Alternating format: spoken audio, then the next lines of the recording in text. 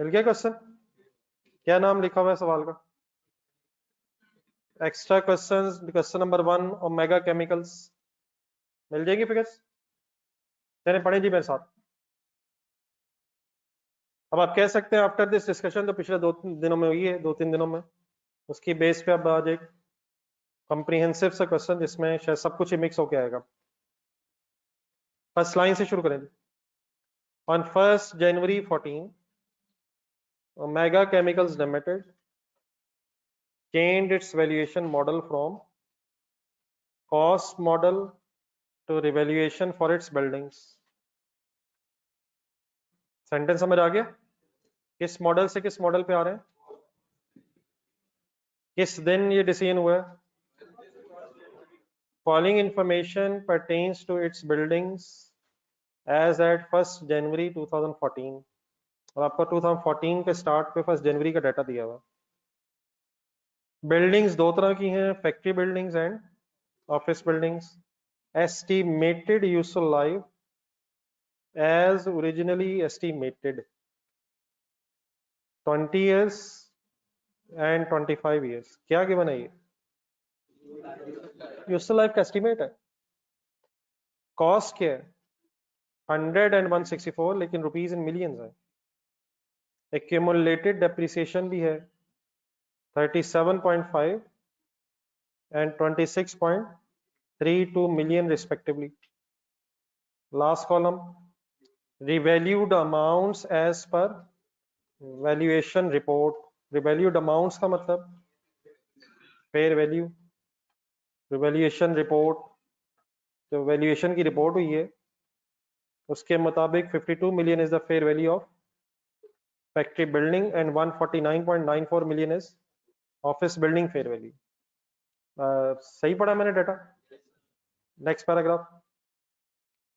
As per the report of the professional valuer, there was no change in the estimated useful life of the building. On 1st July 2014, one of the office building was sold for rupees 30 million। Disposal है ज़हन में? ये बेच दिया है या revalue की है? One of the office building was sold for rupees 30 million, sorry, on 1st July 2014, 1st January 2014, next sentence जो है, written down value before valuation and revalued amount of the sold building amounting to rupees 27.72 million and 31.92 million respectively। ये पूरा paragraph जरा individually दोबारा पढ़ेगा।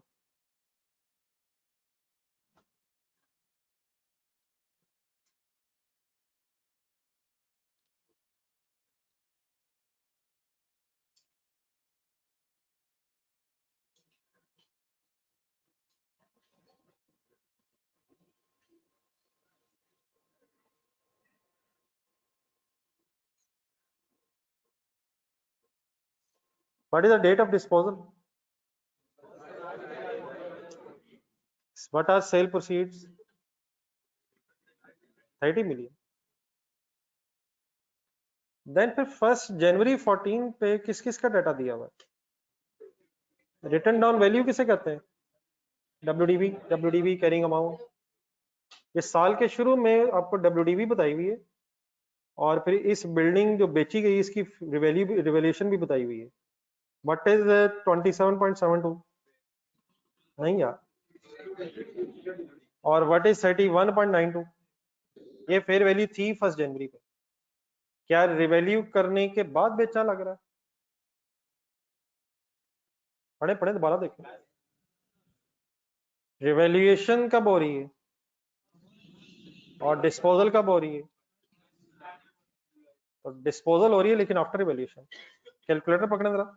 क्या revaluation पे कोई सरप्लस या लॉस था?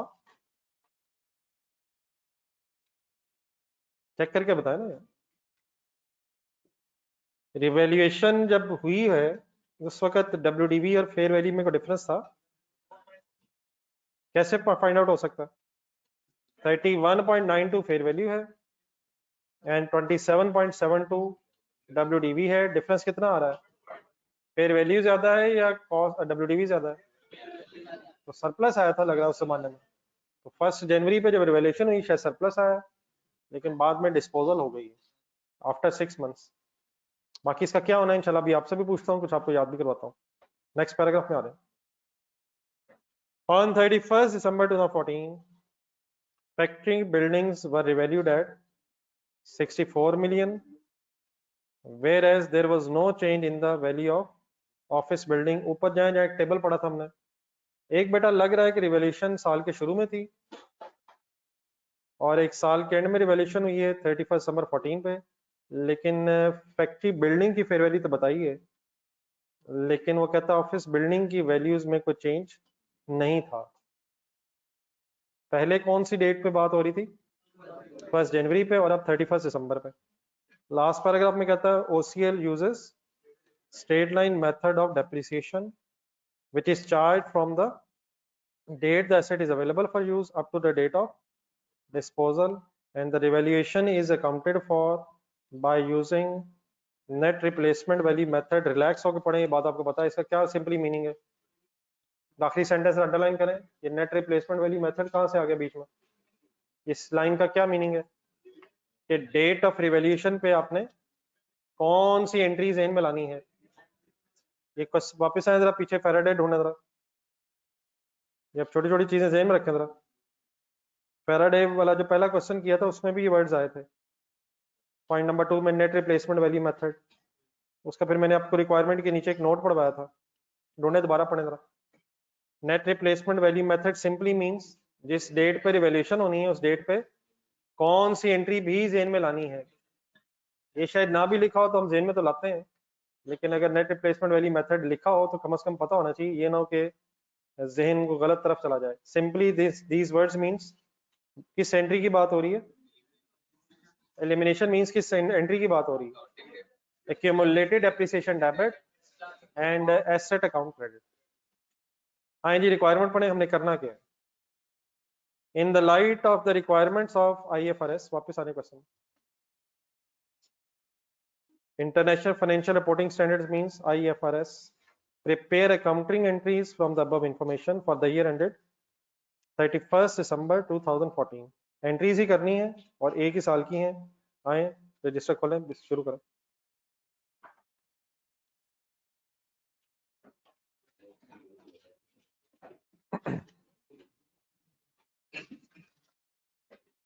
बिल्कुल सीरियस रहिएगा, एक एक फिगर प्लीज सॉल्व करवानी है।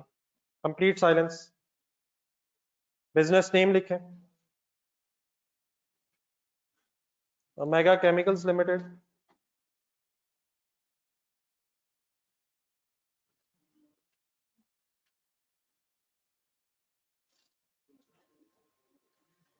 Journal entries for the year ended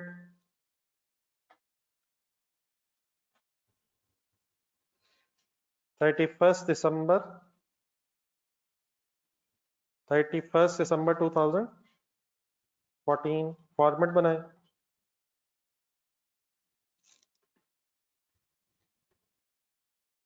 date के बाद डिस्क्रिप्शन,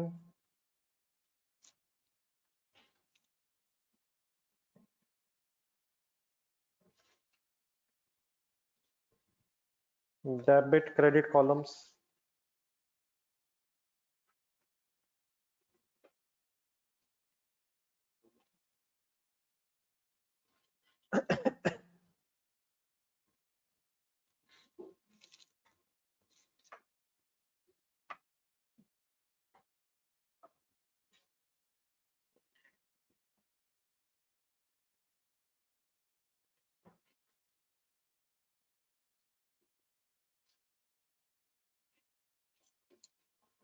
जी किस डेट से लेके किस डेट तक सोचना है, फुल कंसंट्रेट। 1 जनवरी 14 से लेके 31 दिसंबर 14। लेकिन बेटा दो तरह के एसेट्स हैं, फैक्ट्री बिल्डिंग्स भी हैं और ऑफिस बिल्डिंग्स भी हैं, तो एसेट वाइज अलग अलग वर्किंग कर लेते हैं। अगर एक से ज्यादा एसेट्स इन्वॉल्व हो जाए तो फिर उसको अलग अलग कंसिडर करना है। तो पहले इधर हेडिंग लिख लें, फैक्ट्री बिल्डिंग्स, फिर बाद में इंशाल्लाह अलग डिस्कस करेंगे ऑफिस बिल्डिंग्स। बात समझ आ रही है मेरी प्लीज? कौन से दो एसेट्स हैं जो रिवैल्यू हो रहे हैं? और फैक्ट्री बिल्डिंग है, ऑफिस बिल्डिंग, अलग अलग उनके डिसीजन ले लें, शायद जरा बात समझने में भी और लिखने में भी जरा आसानी हो जाएगी। अब ये क्वेश्चन पढ़ते हुए आपने सिर्फ फैक्ट्री बिल्डिंग पे इनिशियली फोकस करना और फिर ऑफिस बिल्डिंग इंशाल्लाह अलग डिस्कस करते हैं। Any confusion? Any confusion? Factory building ज़हन में रख के फर्स्ट डेट बताएं और फुल इन्वॉल्व रहिएगा, कोशिश करें इंडिविजुअली करवाने की।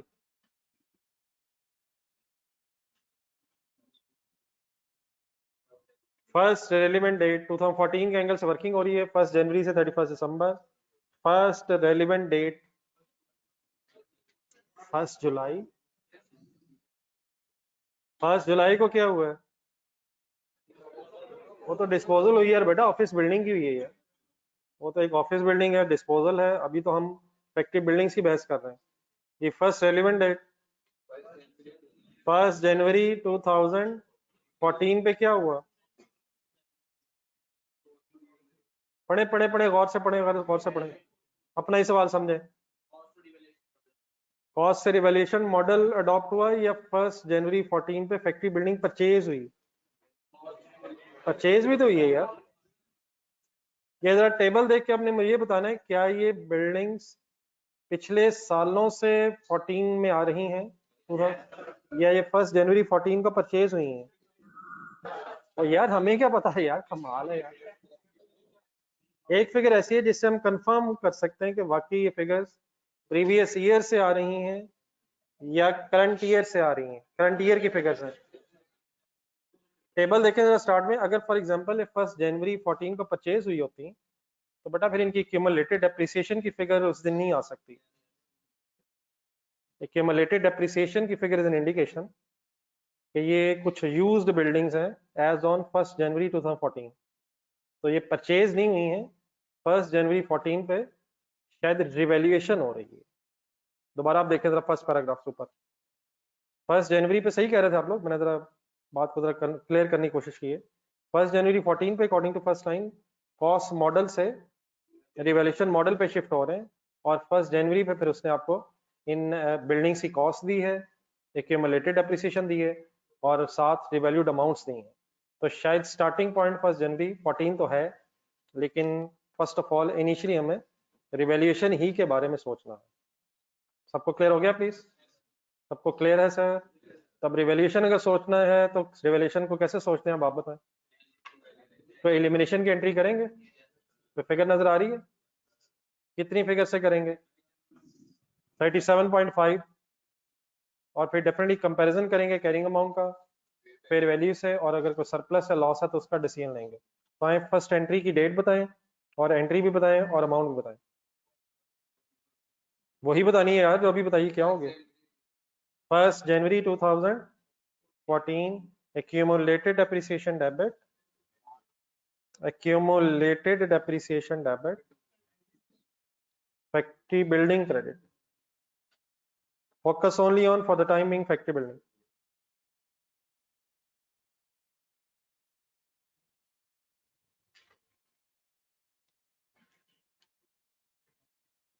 जी अमाउंट इज 37.5। ये एंट्री ऑफ एलिमिनेशन किस दिन होती है यार? अच्छा मैं बार बार वो कल वाली बातें आपके सामने बार बार आपसे पूछूंगा, बताऊंगा। मकसद अब इसका यही है कि ये फाइनल होने चाहिए। तो डेट ऑफ रिवैल्यूएशन पे काइंडली ये एंट्री ऑफ एलिमिनेशन याद आनी चाहिए। डन है सर? नेक्स्ट डेट बताएं। सेम डेट, सेम डेट पे क्या करना है आप दोबारा? सरप्लस या लॉस का डिसीजन लेना है, लेकिन उसके लिए इधर वर्किंग में आ जाए। पेज आपको एक और छोड़ना चाहिए, इसके बाद अभी दूसरी बिल्डिंग भी है। एक पेज जिस पे आप हैं उससे अगला पेज छोड़ के वर्किंग्स में आ जाए।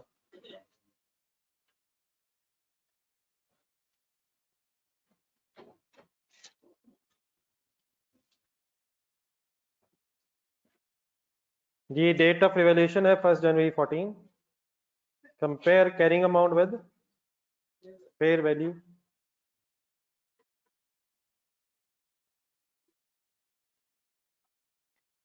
कैरिंग अमाउंट कैसे फाइंड आउट करूं? फिगर बोले ठीक है, कॉस्ट माइनस क्या क्या cost? 100 minus 37.5 0 100 minus 37.5 carrying amount is 62.5 fair value 52 difference 10.5 decision y loss fair value कम है on the date of revaluation जी 10.5 is the difference between fair value and carrying amount जी first time ही loss आ गया double entry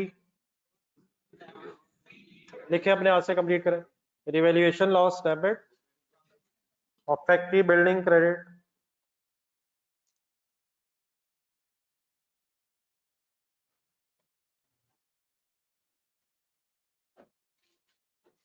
ये working लिख ली प्लीज सबने लॉस की revaluation loss debit factory building credit amounting to rupees 10.5 और ये रिवैल्यूएशन लॉस सारा का सारा प्रॉफिट एंड लॉस में जाना है फर्स्ट टाइम लॉस आया अच्छा एक दफा कहीं ऊपर जरा रुपीज इन मिलियंस रूल लिखा करें आंसर में अगर मिलियंस में वर्किंग हो रही है थाउजेंड्स में मिलियंस में rupees in millions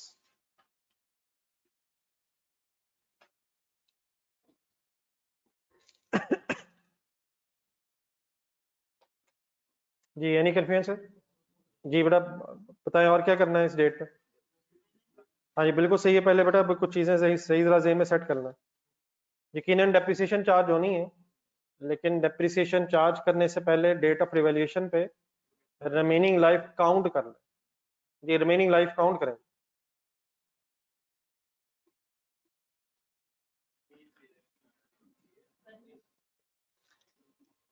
remaining useful life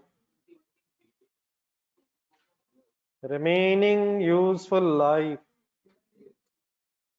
अपना अपना आंसर जरूर बताएं जी रिमेनिंग यूजफुल लाइफ का आपका ज़हन क्या कहता है ये 20 के अलावा कोई एक 19 भी आवाज कहीं से आई है 19 ज्यादा खतरनाक आवाज है 19 जो आवाज आई है वो अपने ईयर एंड पे गिन के बताइए अगर 20 आपने कहा तो 20 तो फिर भी चले मैं मान सकता हूँ ये किस दिन रिमेनिंग लाइफ गिननी है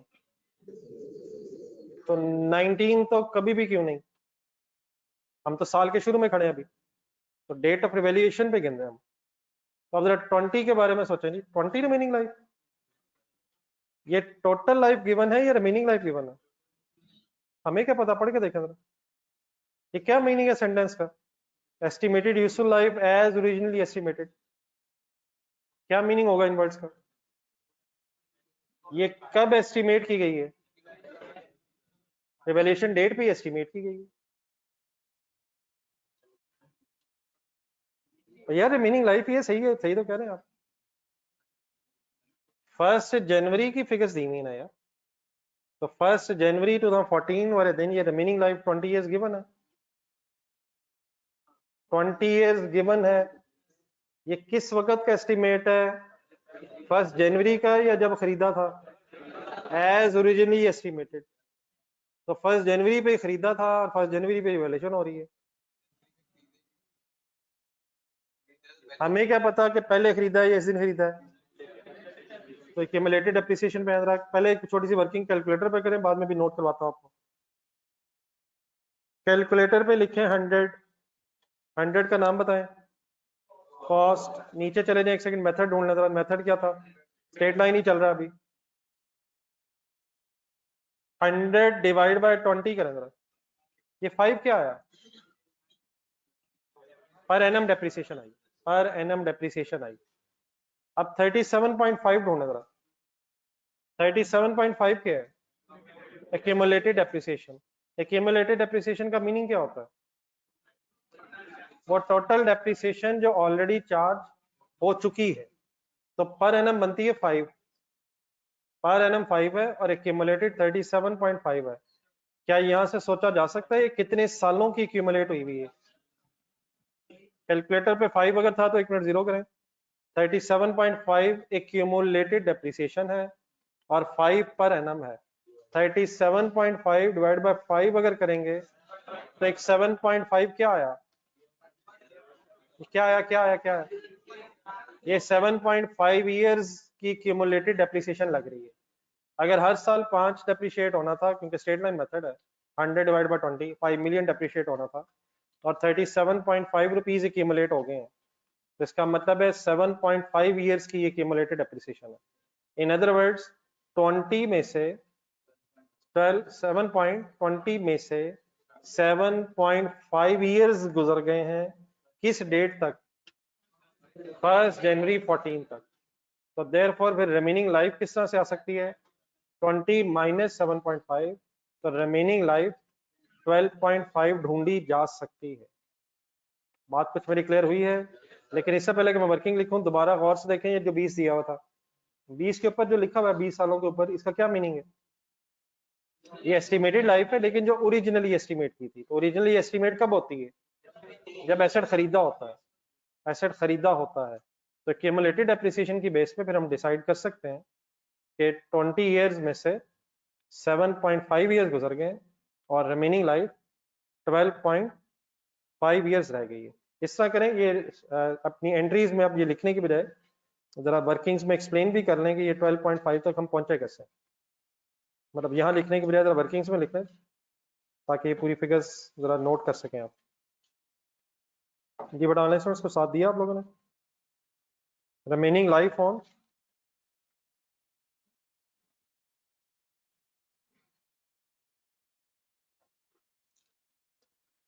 फर्स्ट जनवरी 14, रिमेनिंग लाइफ काउंट किस दिन करते हैं?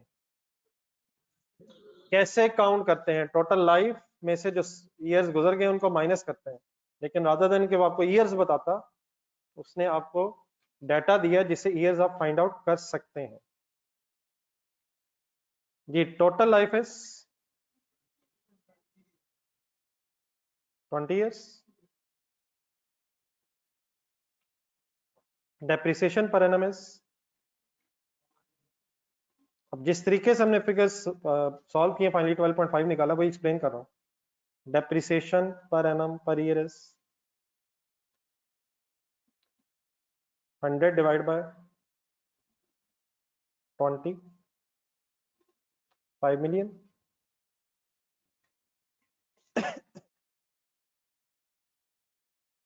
Number of years already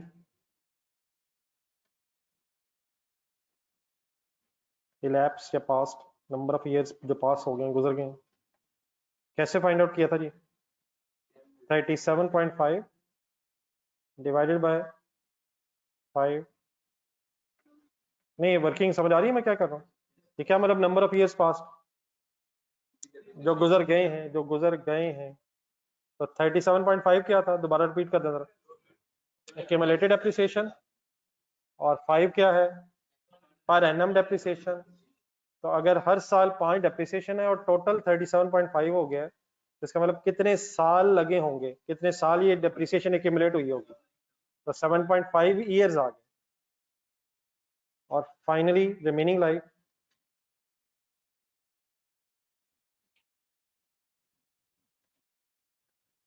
life is equal to 20 minus 7.5 is equal to 12.5।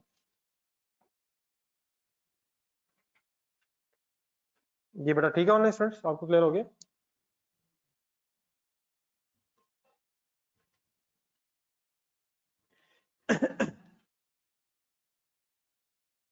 Any confusion है?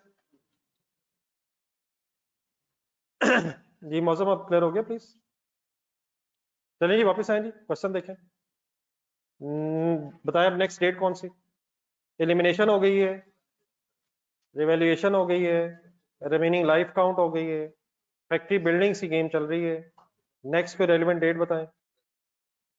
अच्छा एक डिस्पोजल है लेकिन वो ऑफिस बिल्डिंग्स की है, तो इस वक्त उसकी बहस नहीं है, तो focus only on factory building for the time being. जी नेक्स्ट डेट 31 दिसंबर 14 से पहले तो कुछ नहीं, फैक्ट्री बिल्डिंग्स के एंगल से। अब 31 दिसंबर पे आके जरा पढ़ें डाटा जरा। 31 दिसंबर पे तो दोबारा बेटा रिवॉल्यूशन होगी है। 31 दिसंबर 14 पे दोबारा फैक्ट्री बिल्डिंग्स की फेयर वैल्यू गिवन हो गई है, तो दोबारा रिवॉल्यूशन रिकॉर्ड करना यार। पहले आप डेप्रिसिएशन चार्ज करें या रिवॉल्यूशन करें? पहले पूरा साल गुजरा है, तो 31 दिसंबर 14 पे पहुंचेंगे, डेप्रिसिएशन चार्ज करेंगे, फिर डेफिनेटली एक दफा दोबारा कैरिंग अमाउंट और फेयर वैल्यू का कंपैरिजन करना होगा। लेकिन पहले काइंडली आप क्या करें, ये एंड पे आए मींस डेप्रिसिएशन चार्ज करें। ओके प्लीज, डेप्रिसिएशन चार्ज करें, पूरा साल गुजर गया, यही बताया मैंने। 1 जनवरी पे रिवैल्यूएशन हो गई है, और आफ्टर रिवैल्यूएशन अब 31 दिसंबर पे आकर उसकी डेप्रिसिएशन चार्ज करना। 64 पे इस साल की डेप्रिसिएशन चार्ज होनी है, या 64 पे फिर अगले सालों से चार्ज होगी? हम ऑन सर क्या होगी जी? डेप्रिसिएशन की एंट्री बन जाएगी, डेप्रिसिएशन की एंट्री बता दें यार। Depreciation debit, accumulated depreciation credit. Working कैसे करूं? फेयर वैल्यू हो गई थी 52.5 divided by remaining useful life 12.5 भी आपने निकाली थी। सॉरी 52 है सर, सॉरी यार, यकीन माने 52 है यार, ये 52 है यार, सॉरी है। 52 means fair value divide by remaining useful life, क्या आंसर आ रहा है? 4.16। पूरे साल की चार्ज होगी, 1 जनवरी 31 दिसंबर पूरा साल गुजर गया जी। सरप्लस ट्रांसफर करें,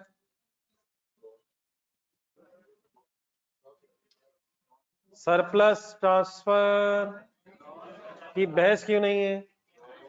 वैसे ही लॉस आया, लॉस प्रॉफिट लॉस में चला गया जी। दोबारा फोकस करें, क्या होना है अब दोबारा रिवैल्यूएशन की वर्किंग होनी है, एलिमिनेशन होनी है, रिवैल्यूएशन होनी है, एलिमिनेशन की एंट्री करवाएं। ये एलिमिनेशन की एंट्री साल के शुरू में होती है एंड में होती है? आज आपने साल के शुरू में भी करवा दी, एंड में भी करवा दी है। डेट ऑफ रिवैल्यूएशन पे होती है। डेट ऑफ रिवैल्यूएशन 2 साल बाद आए तो 2 साल बाद होती है, 5 साल बाद आए तो 5 साल बाद होती है, हर रोज रिवैल्यूएशन हो तो हर रोज हो, हर मिनट बाद हो तो डेट ऑफ रिवैल्यूएशन पे ये एलिमिनेशन की एंट्री होती है। बोलिए जी entry.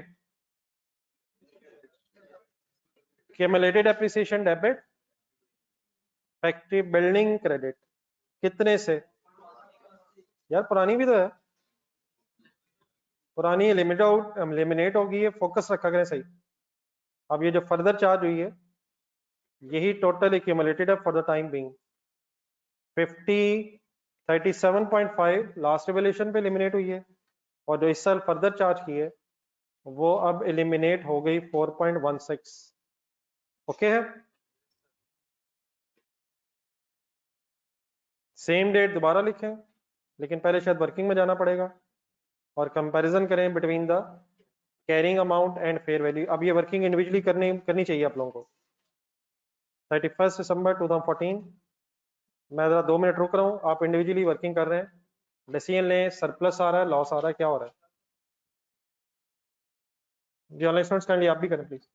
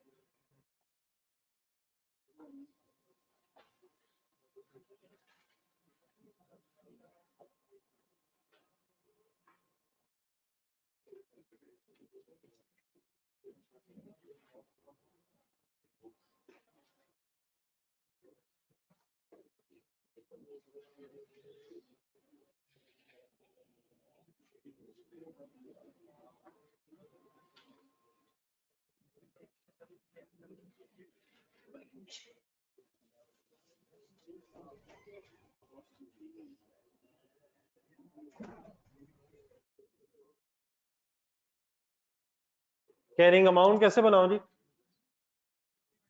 52 minus 4.16, answer 47.84, fair value is 64 million, difference is 16.16, क्या आया? रिवैल्यूएशन सरप्लस की एंट्री बता दें, नहीं बता सकते, इस वक्त नहीं बता सकते। फर्स्ट टाइम सरप्लस आया या लॉस के बाद आया? आप क्या करेंगे? ब्रेकअप बनाएं, खामोशी से अपना अपना ब्रेकअप ट्राई करें। लॉस के बाद सरप्लस फेवरेट आपकी एडजस्टमेंट आ गई है, लेकिन बहस खत्म कर दें आज।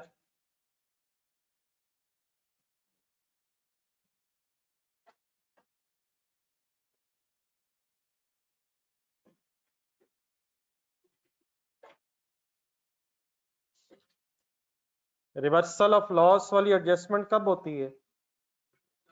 जब लॉस के बाद सरप्लस आ जाए। अब कर लें बेटा अपने हाथ से जरा यार, होपफुली बार बार रिपीट हो रहा है। जी ऑनलाइन स्टूडेंट स्टडी आप भी ट्राई करें।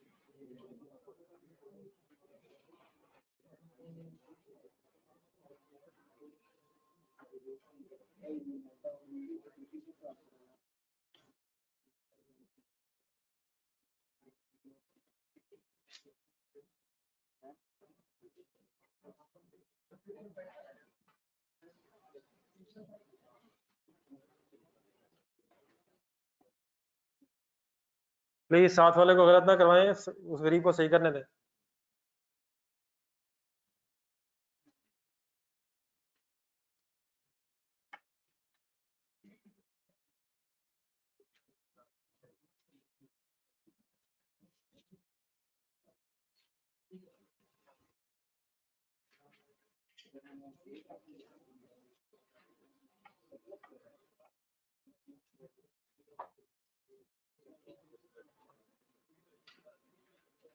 जी हो गया ब्रेकअप?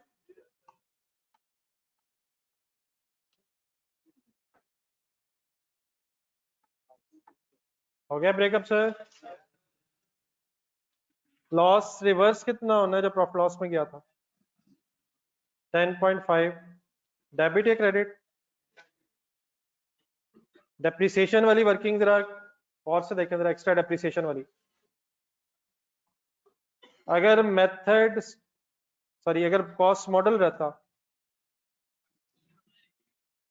तो डेप्रिसिएशन पर एनम क्या रहनी थी? रिमेनिंग लाइफ तो काउंट नहीं करनी थी।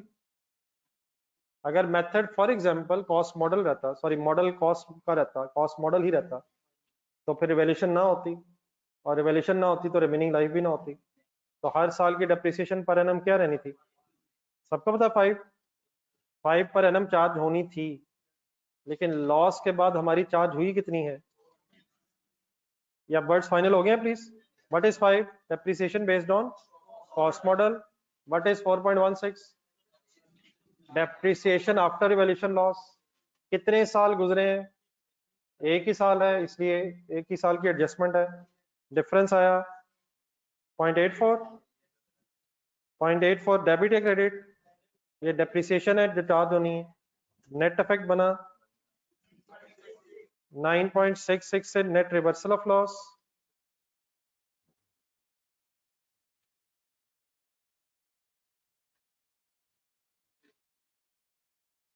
ये प्लीज 5 और 4.16 समझ आ गया? ये ऑनलाइन स्टूडेंट्स आप लोगों को, और बैलेंसिंग फिगर बताएं। 16.16 minus 9.66 is equal to 6.5, 6.5 ji entry करें जी। लिख लें इंडिविजुअली लिख लें, मैं भी लिखता हूँ, जरा लोग वर्किंग लिख लें, जिन्होंने कर ली है जरा एंट्री भी लिखें। एसेट से अगर शुरू करेंगे तो इंशाल्लाह इशू नहीं बनेगा। पहले एसेट का डिसीजन लें कि एसेट का क्या होना है, डेबिट होना है, क्रेडिट होना है, कितने से होना है। कर लें इंडिविजुअली कर लें, जरा बाकी को भी कर लें जी। ऑनलाइन स्टूडेंट्स आपका ये हो गया ब्रेकअप, आप ब्रेकअप बना लेते हैं आप।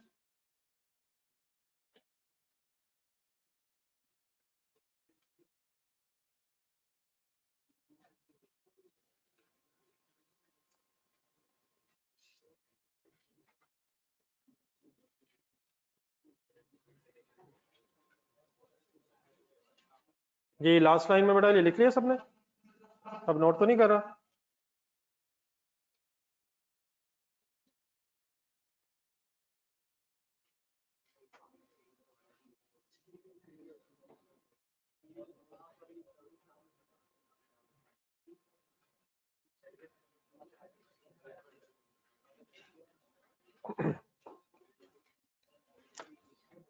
ये फिगर्स तो नहीं कोई लिख रहा। चलिए एंट्री बताएं जी final. Building debit by, sorry factory building debit by 16.16,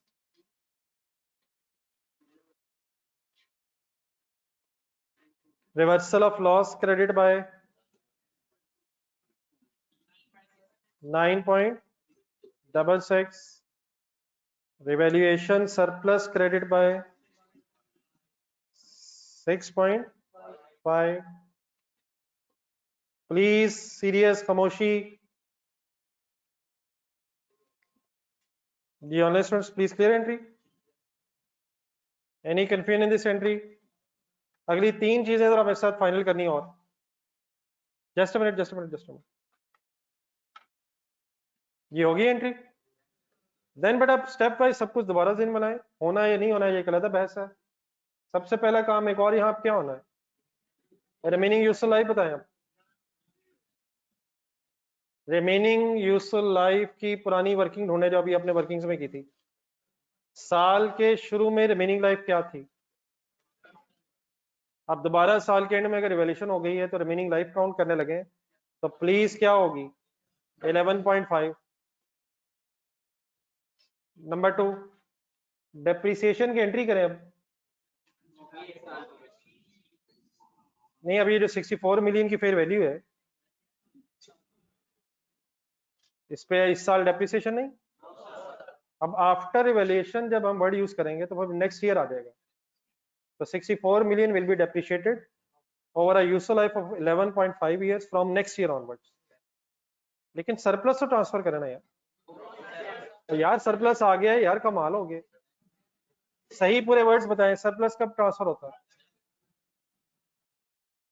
surplus भी तब ट्रांसफर होना शुरू होगा जब फेयर वैल्यू पे डेप्रिसिएशन नेक्स्ट ईयर से स्टार्ट होगी। एक छोटा सा जरा पैराग्राफ लिख लें, ये तीनों बातें जो हमने की अभी, रिमेनिंग लाइफ क्या है, सरप्लस क्या है, फेयर वैल्यू ने कब डेप्रिशिएट होना है, एक छोटा सा पैराग्राफ जरा, बल्कि बेहतर ये मुझे लिखवा दें पहले जरा, मैं जरा शुरू करता हूँ, आप मुझे बता दीजिएगा कि बात सही पूरी होगी या नहीं। Depreciation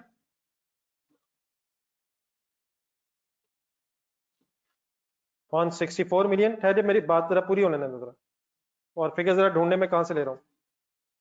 depreciation on 64 million, depreciation on 64 million will be charged from next year on the basis of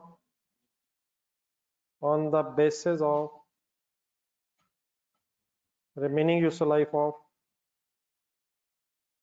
the remaining useful life बताएं, on the basis of remaining useful life of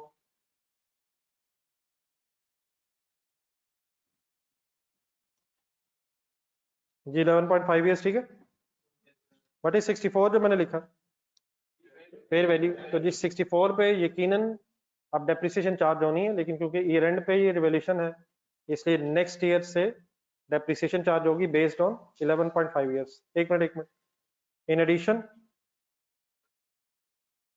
surplus of rupees बताएं जिसने transfer होना है। Surplus of rupees 6.5 million will be transferred to retained earnings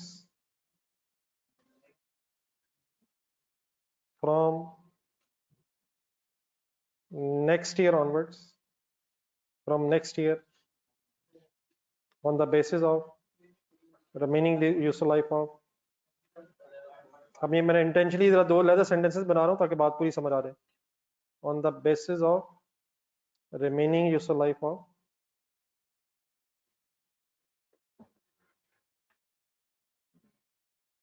11.5 years.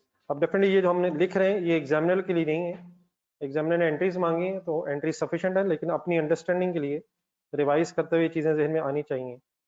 बात पूरी समझ आ गई? अब करें जी note.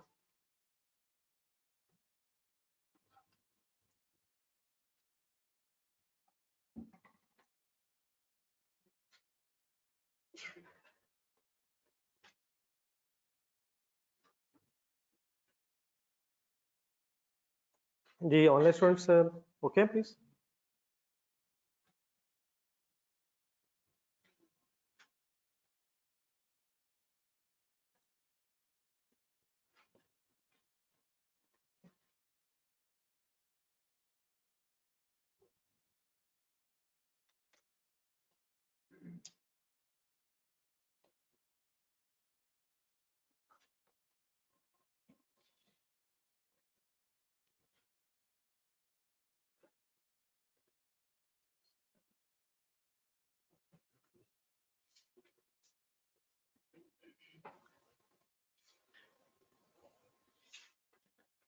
Ji any question in your mind?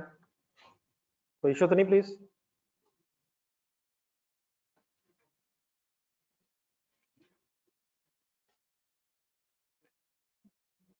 Ji sir.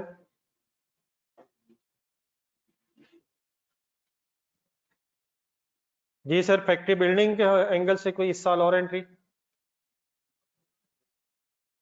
क्या क्या किया है फैक्ट्री बिल्डिंग्स का, जरा डेट वाइज जो लिख रहे हैं जरा अपने आप को रिवाइज करके सुनाएं। सबसे पहले क्या हुआ, फिर क्या हुआ, फिर क्या हुआ, फिर क्या हुआ, अपने आप को बताएं जरा, डेट वाइज सोचें जरा, एंट्रीज देख के डिसीजन लें। सबसे पहला काम साल के शुरू में रिवैल्यूएशन जब हुई तो एलिमिनेशन किया आपने, फिर रिवैल्यूएशन पे क्या आया उसकी एंट्री हो गई, फिर रिमेनिंग लाइफ एस्टिमेट हुई, फिर उसके बाद ईयर एंड पे आके डेप्रिसिएशन चार्ज हुई, फिर ईयर एंड पे दोबारा रिवैल्यूएशन की वजह से क्या किया, एलिमिनेशन की, फिर फाइनली क्या हुआ, सरप्लस की एंट्री हुई, फिर क्या किया, रिमेनिंग लाइफ एस्टिमेट हुई। लेकिन फिर क्या और क्या याद आया कि डेप्रिसिएशन और सरप्लस, डेप्रिसिएशन नेक्स्ट ईयर से और सरप्लस भी नेक्स्ट ईयर से ही ट्रांसफर होगा। जी दानियाल कुछ याद आया या मुझे फिर याद आया? याद ही आपको आया, बताया मैंने। मैंने से नहीं, मैंने सही बताया गलत बताया? नहीं सर ठीक सर, वो आपकी बात ठीक है, लेकिन पेपर किसने देना? पेपर तो बेटा आपने देना, तो कोशिश तो करे ना यार। मैं तो कोशिश करता हूँ कि बार बार बोलता रहूँ, होपफुली आपको भी लगता है कि मैं बार बार रिपीट कर रहा हूँ। तो कोई इंडिविजुअली जरा रिपीट कर देगा इस साल आपने फैक्ट्री बिल्डिंग का क्या और क्या किया? वही किया जो मैंने कहा है, तो रिपीट कर देना क्या क्या कहा है मैंने। Date wise date wise date wise, मायूसी ना फैलाया करें।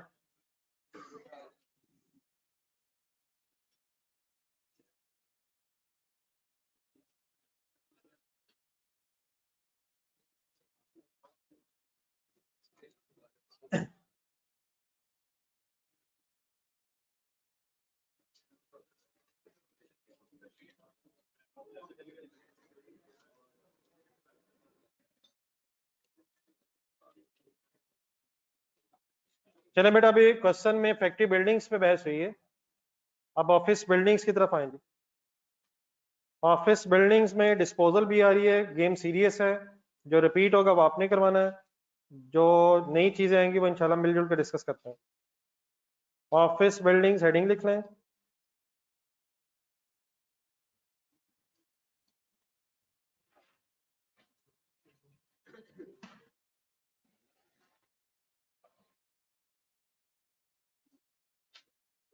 डेट, डिस्क्रिप्शन, डेबिट, क्रेडिट, अपना जरा फॉर्मेट एक्सटेंड कर लें।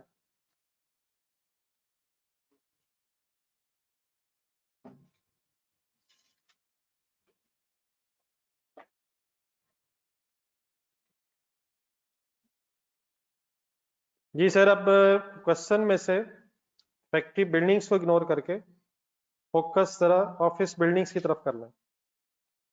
थोड़ी सी कॉम्प्लेक्सिटी जरा ज्यादा है ऑफिस बिल्डिंग में, तो फुली वंस अगेन इन्वॉल्व रहिएगा।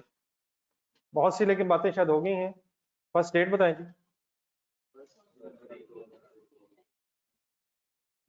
First date, first relevant date जिस पे रुक के कुछ सोचना है। क्या हुआ इस दिन? ऑफिस बिल्डिंग्स की भी रिवैल्यूएशन हो रही है। तो 1 जनवरी 2014 एलिमिनेशन की एंट्री करवा दें। Cumulated depreciation debit, office buildings credit, amount बता दें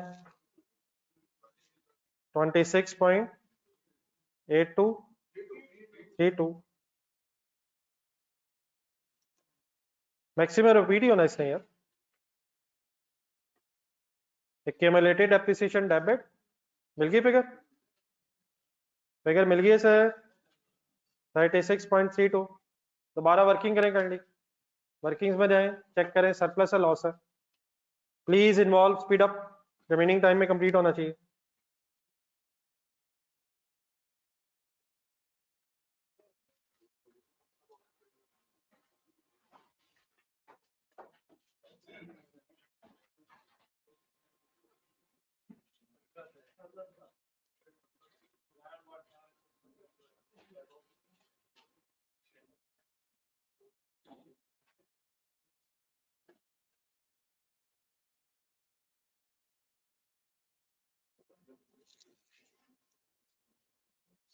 कॉस्ट है 164.5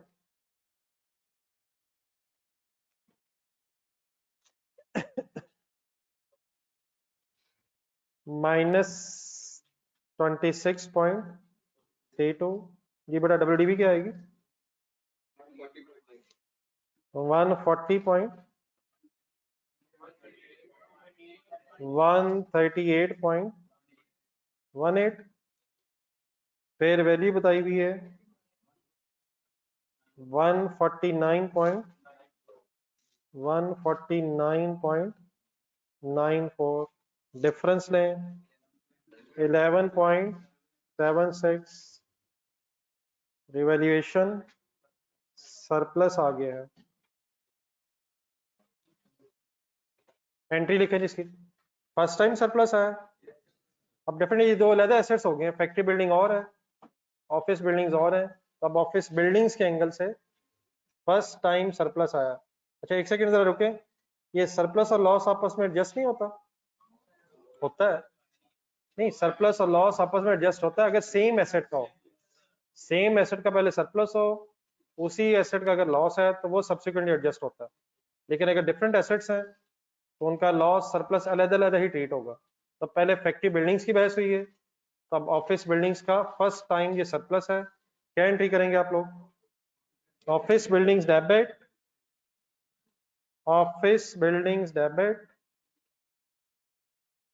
revaluation surplus credit amounting to rupees 11.76 million. Please concentrate करें जी। नेक्स्ट स्टेप बताएं जी। रिमेनिंग लाइफ ढूंढें, या अब रिमेनिंग लाइफ की तरह वर्किंग इंडिविजुअली करेंगे जरा, ये शायद उसी तरह रिपीट होनी है।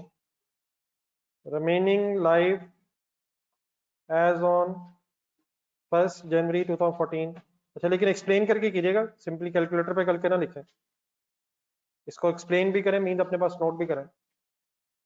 ये जिस तरह आपने मुझे फैक्ट्री बिल्डिंग्स की वर्किंग करवाई थी, शायद वही सेम कॉन्सेप्ट रिपीट हो जाना। इसकी भी क्यूमुलेटेड एप्रिसिएशन गिवन है, टोटल लाइफ गिवन है, कॉस्ट गिवन है, करें वर्किंग। जब फिगर्स रिपीट हो रही हो तो फिर पूरी कोशिश होनी चाहिए।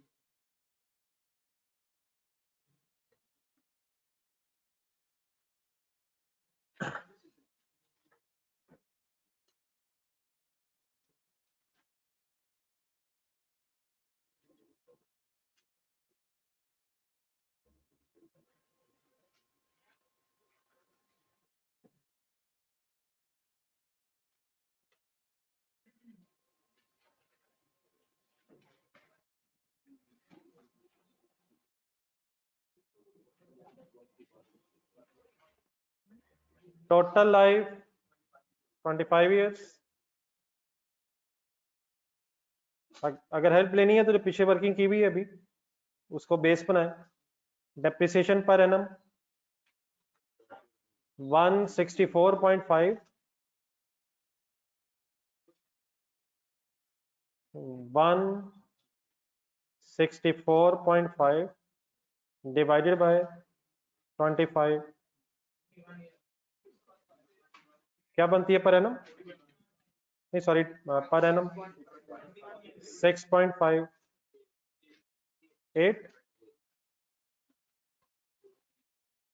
एक्यूमुलेटेड थी 26.32 डिवाइडेड बाय 6.58, तो इसका मतलब 4 years have been passed।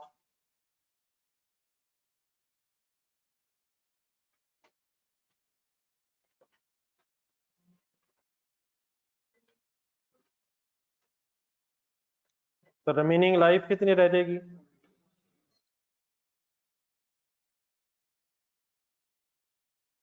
21 कैसे? 25 माइनस 4 years जो गुजर गए हैं, तो 21 years रिमेनिंग लाइफ आ जाएगी।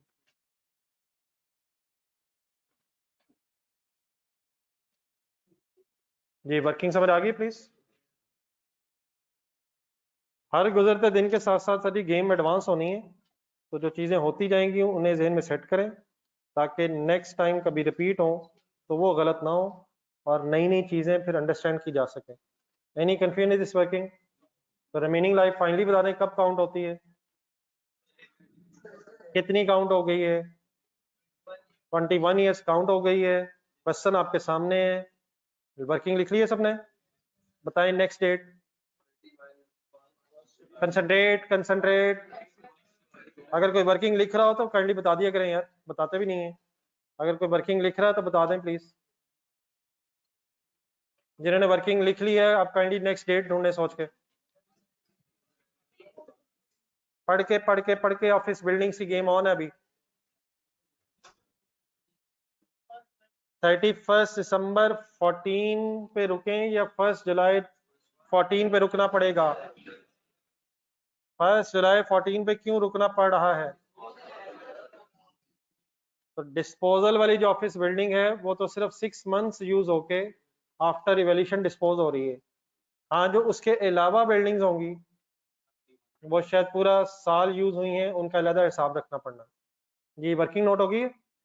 अब इसके आगे बट अब जितनी बहस होगी बेहतर ये है कि स्टेप वाइज पहले समझें, जहां जहां जरूरत पड़े वहां जाएं भी, शायद पीछे पेजेस पे ये बातें हुई नहीं है, और देन आराम से समझ के बाद में नोट करें। ठीक है, तो आए जरा क्वेश्चन में साथ जरा 1 जुलाई पे जो थर्ड लास्ट पैराग्राफ है वो पहले जरा पढ़ लें जरा, और फुल फोकस करना है प्लीज जरा। ये रिवोल्यूशन हमने किस डेट पे की है?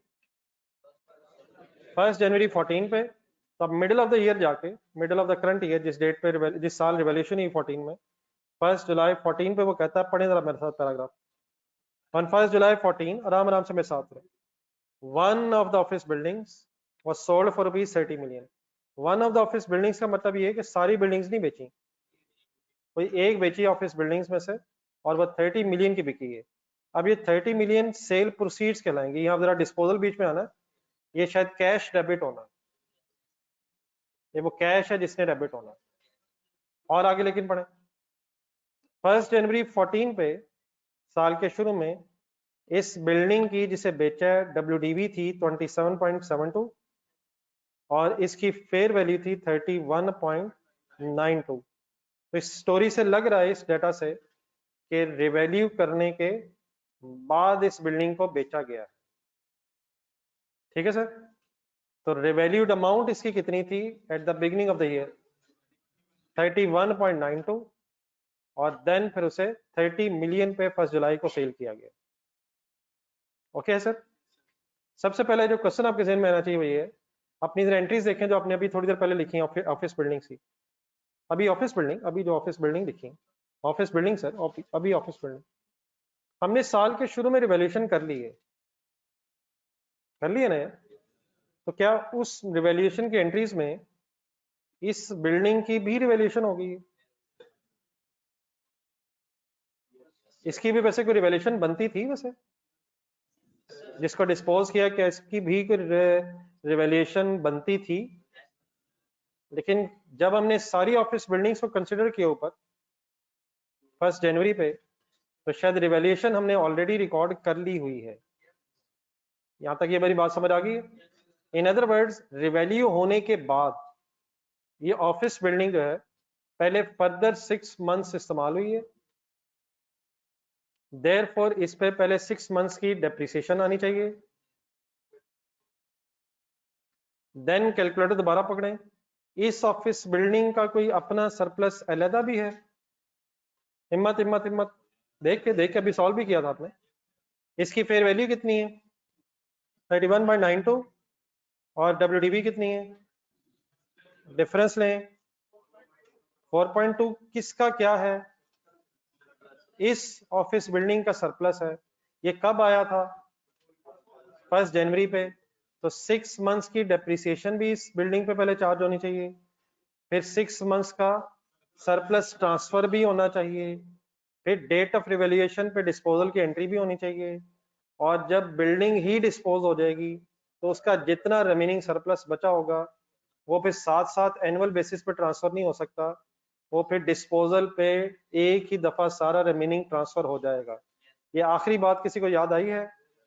तो अपने पिछले पेजेस पे जाए जरा, सरप्लस ट्रांसफर की पॉसिबिलिटीज ढूंढने जरा, रजिस्टर में बैक साइड पे वापस जाए जरा, क्वेश्चन नंबर 1 से पहले की डिस्कशन ढूंढना है। अब जिन हजरात की क्लासेस मिस हुई है, मैंने कल भी रिक्वेस्ट की हुई है, आज फिर करनी पड़ रही है, ये क्लासेस प्लीज लेनी ही पड़नी है, इसका फायदा नहीं होना है। बार बार वापस चला जाता हूँ, आज अभी डिस्पोजल की भी डिस्कशन होनी है। मुझे खदशा यही है कि बहुत से नौजवान मुझे आज फर्स्ट टाइम देख रहे नहीं, अब घूरना तो छोड़ चुके हैं, हम एक दूसरे घूरते हैं, वो डेबिट क्रेडिट आपस में नेट हो जाता है, लेकिन उधर से क्रेडिट डेबिट ज्यादा बच जाता है। ये बात तो शायद कल हो गई थी, लेकिन अब दूसरा इशू ये है कि रिवैल्यूएशन से पिछला भी बच्चों का मिसिंग है, और डिस्पोजल पे जो टाइम लगा हमारा, वो बेटा बार बार आगे चीजें याद ये हमें जरूरत पड़ती रहनी है। तो ये पिछले जो लेक्चर्स किसी भी वजह से अगर मिसिंग है तो वो तो हो गया जो होना था, लेकिन ये कोई सोल्यूशन नहीं है कि वो पिछला छोड़ दिया जाए और आगे चल पड़ा जाए। पिछले लेक्चर्स लेने जरूरी होंगे। हाँ डेफिनेटली पहले आप शायद रिवैल्यूएशन ही कंप्लीट करें, लेकिन उसके बाद जो डिस्पोजल की पहले एंट्रीज और लेजर्स बनते रहे हैं उन्होंने आगे जाके यूज होना है। तो प्लीज कोशिश यही होनी चाहिए कि मैक्सिमम ये जो करंट वीक है और जो इससे नेक्स्ट वीक है जिनकी डिस्पोजल भी रहती है, उससे आगे, उससे ज्यादा आगे पेंडिंग ना कीजिएगा, फिर आगे तो जाके बहुत से टॉपिक्स में उन चीजों ने यूज होना है। फिलहाल फोकस करें, अगर कोई रिवैल्यूएशन के किसी के लेक्चर्स रह गए तो उन्हें प्लीज जरूर लें। ठीक है, मेरी आवाज किसी को आई है सही? क्या क्या रिक्वेस्ट की है मैंने? पेंडिंग लेक्चर्स खत्म करें, किस किस टॉपिक के खत्म करें? कोई एक लेक्चर भी अब नहीं कह सकते कि रहने देता हूँ, वो बस खुद ही हो जाएगा, खुद ही बस फिर बोर्ड से देख के ही होगा। हालांकि रिक्वायर्ड क्या है कि राइट टाइम पे याद आए कि पीछे क्या पढ़ा था, उसके क्वेश्चंस में कैसे अप्लाई कर रहा हूँ। तो मीन वाइल मेरे सामने एक हेडिंग ढूंढे अपने रजिस्टर में, जिन हजरात के पास है, transfer of surplus to retained earnings, कहीं ढूंढे हेडिंग? मिल रही हेडिंग? दो पॉसिबिलिटीज डिस्कस हुई थी, दो पॉलिसीज डिस्कस हुई थी। एक इज नंबर 1, ट्रांसफर करें डिस्पोजल पे। दूसरा क्या डिस्कस होता रहा? एनुअल ट्रांसफर करें। लेकिन इसमें आज जो पॉइंट ये आ रहा है कि अगर एनुअल ट्रांसफर कर भी रहे होंगे हम, लेकिन किसी स्टेज पे जाके वो एसेट ही डिस्पोज हो जाए जिससे रिलेटेड हम एनुअल सरप्लस ट्रांसफर कर रहे थे, तो जब एसेट ही डिस्पोज हो जाएगा तो उस एसेट से रिलेटेड जितना रिमेनिंग सरप्लस बचा होगा उसने तो फिर इमीडिएटली बाकी ने रिटेन्ड अर्निंग्स में ट्रांसफर होना ही है। एक पॉसिबिलिटी तो ये है कि सारा सरप्लस डिस्पोजल पे ट्रांसफर करें, दूसरी पॉसिबिलिटी क्या है, एनुअल करें। लेकिन अगर आप एनुअल पॉलिसी बना भी लेंगे और एसेट ही फाइनली डिस्पोज हो गया तो देन डिस्पोजल वाले दिन जो रिमेनिंग बच रहा होगा वो फिर immediately transfer to retained earnings होना है। प्लीज क्लियर है? एक नोट लिखा होगा अपने इन दोनों पॉइंट्स के बाद। अगर क्वेश्चन साइलेंट हो, वैसे ये बातें होती तो रहती हैं लेकिन रिवाइज कर लें सही तरह। अगर क्वेश्चन में पॉलिसी ना बताई हो तो क्या करेंगे, एनुअल ट्रांसफर करेंगे। लेकिन अगर कोई एसेट ही बाद में डिस्पोज हो जाए तो फिर जितना बचा होगा डिस्पोजल वाले दिन वो सारा इमीडिएटली रिटेन्ड अर्निंग्स में चला जाएगा। ठीक है, अब आइए मैं ये सारी बात जो मैंने आपके सामने की है इसको जरा क्वेश्चन पे दोबारा अप्लाई करता हूँ। जरा जो पैराग्राफ मैंने पढ़ा था उसमें मैं डेट वाइज डिस्कस करता हूँ। व्हाट वाज द डेट, जिस डेट पे ये बिल्डिंग रिवैल्यू हुई थी? 1 जनवरी। तो फर्स्ट ऑफ ऑल 1 जनवरी से 30th की बजाय चले 1 जुलाई कह लेते हैं। 6 मंथ्स जो बनते हैं, 6 मंथ्स के नंबर 1 क्या होगा, डेप्रिसिएशन। फिर डेप्रिसिएशन के साथ साथ 6 महीने का इसका सरप्लस ट्रांसफर, और फिर डिस्पोजल की एंट्री, वो भी याद करवाता हूँ अभी, कैश डेबिट एसेट क्रेडिट वगैरह वो आपसे पूछता हूँ। और उसके बाद जो डिस्पोजल की एंट्री के बाद जितना रिमेनिंग सरप्लस पड़ा होगा उसका फिर इमीडिएटली रिटेन्ड अर्निंग्स में ट्रांसफर कर देंगे। इस वक्त 1 जुलाई पे खड़े होके हम सिर्फ और सिर्फ इस डिस्पोज ऑफ बिल्डिंग की पहले बहस करेंगे।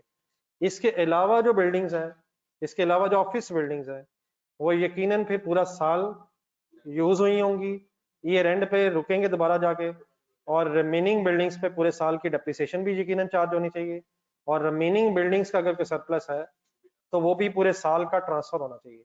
इस वक्त 1 जुलाई पे हम सिर्फ किस पे फोकस रखेंगे, हमें 1 जुलाई पे रुकना पड़ क्यों रहा है, उस बिल्डिंग की डिस्पोजल डिस्कस होनी है। तो आइए जरा आप लिख के करते हैं एक एक फिगर जो मैं सॉल्व करूंगा, उसकी मुझे अपने फिगर्स कैसे कहां से आनी है जरा ढूंढ के बतानी है। डेट बताने चले पहले, 30 जून बेटा की बजाय मेरा 1 जुलाई लिख लें। वैसे 30 जून भी लिख सकते हैं, या 30 जून या 1 जुलाई मीन 6 मंथ्स की बात हो रही है, तो डेट ऑफ डिस्पोजल लिख लो। बोल दें जरा डेट 1 जुलाई। तो सीक्वेंस बनाया जरा जेन में, सबसे पहले बताएं क्या करूं, किसकी डेप्रिसिएशन, डिस्पोजल की 6 मंथ्स की डेप्रिसिएशन। एंट्री लिखें फिर अमाउंट मुझे बतानी है आपने ढूंढ के। जी ऑनलाइन स्टूडेंट्स भी प्लीज साथ रहिएगा। Depreciation debit, accumulated depreciation credit, लेकिन जस्ट किसकी, डिस्पोज्ड ऑफ बिल्डिंग की 6 मंथ्स जो गुजर गए हैं। ठीक है, हेल्प मी, अमाउंट कहां से लूं,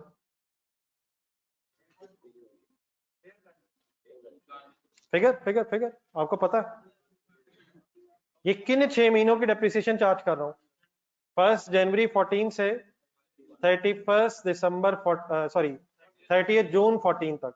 तो इन महीनों की डेप्रिसिएशन इस बिल्डिंग की फेयर वैल्यू पे चार्ज होगी, या कॉस्ट पे चार्ज होगी, या डब्ल्यूडीवी पे चार्ज होगी। क्या रिवैल्यूएशन हो चुकी है, तो after revaluation fair value is depreciated over remaining useful life. तो what was the fair value of this office building, सोचे जरा, ढूंढे सोचे जरा। 31.92 के बारे में क्या ख्याल है, जब हमने रिवैल्यूएशन रिकॉर्ड किए साल के शुरू में तो आफ्टर एंट्रीज ऑफ रिवैल्यूएशन हमारी सारी बिल्डिंग्स फेयर वैल्यू पे आ गई होंगी। तो उसमें उन फेयर वैल्यू में से ये जो ऑफिस बिल्डिंग डिस्पोज्ड ऑफ है उसकी फेयर वैल्यू क्या बताई हुई है, बात समझ आइए प्लीज।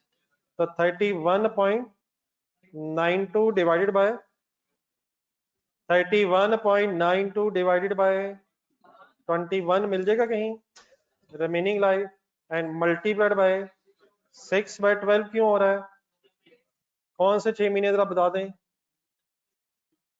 जनवरी टू जून कह लें या जनवरी टू 1 जुलाई कह लें। अमाउंट बताएं। आपका वंस अगेन लिखने पे ज्यादा फोकस हो जाता है, हालांकि शायद समझने पे और वर्किंग करने पे ज्यादा फोकस होना चाहिए। Please what is the figure, figure तो आ ही जाएगी, मैं लिख लेता हूँ, ये कोई मिशन नहीं है। फिगर कहाँ से आएगी, आपके कैलकुलेटर से बाहर आएगी। प्लीज कैलकुलेटर की स्क्रीन पर देखें क्या आंसर आ रहा है। अल्हम्दुलिल्लाह कैलकुलेटर आज फिर नहीं है, आज फिर जान छूट गई। 0.76 लिखें जी बोर्ड से देख के। नहीं ऐसे ही हो रहा अनफॉर्चुनेटली है।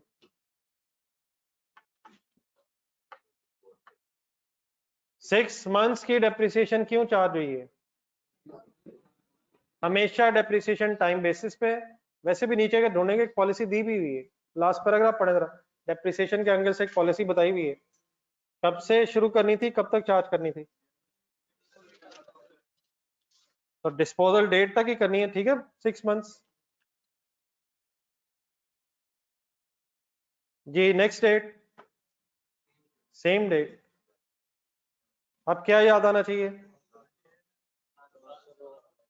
मेरी सजेशन यही है कि ट्रांसफर ऑफ सरप्लस को हमेशा अपने डेप्रिसिएशन से लिंक करना है। अगर एसेट 6 मंथ्स यूज होके डेप्रिशिएट हुआ है तो साथ ही 6 मंथ्स का सरप्लस ट्रांसफर भी जहन में आना चाहिए on the date of depreciation, that is 1 जुलाई 2014। ऐसे इस बिल्डिंग का सरप्लस है भी, ये 2 दफा वर्किंग हुई है, होपफुली आपने कर ली है। Difference between its WDV and it's fair value, working करवाएं जरा एक मिनट। 31.92 था और डब्ल्यूडीवी की गिवन थी 27.72। आंसर बताइएगा, व्हाट इज 4.2? व्हाट इज 4.2 यार? किसका किसका? आगे क्या करूं अब? डिवाइडेड बाय 21 मल्टीप्लाइड बाय जिस बेस और मेथड से डेप्रिसिएशन, उसी बेस और मेथड से काइंडली सरप्लस एनुअली ट्रांसफर करें। अमाउंट क्या आई? 0.1 डबल एंट्री बोल दें, revaluation surplus debit, retained earnings credit. लिखें प्लीज, पहले समझें फिर फिगर्स लिखें।